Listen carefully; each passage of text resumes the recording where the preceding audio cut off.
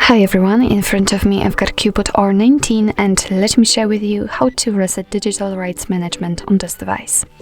So first of all, we have to enter the settings, and now let's scroll down to the very bottom and tap on System.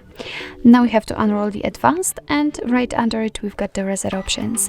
And as you can see, at the very first position we've got DRM reset, which is the abbreviation of the digital rights management. So let's tap on it. We have to tap on it once again, and as you can see, we've got the information that this operation will delete all the licenses on this device, and if you are ready, simply tap on OK to continue.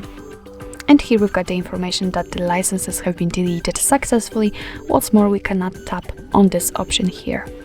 So actually this is it. This is how to reset digital rights management in your CUBOT R19. Thank you so much for watching. I hope that this video was helpful, and if it was, please hit the subscribe button and leave the thumbs up.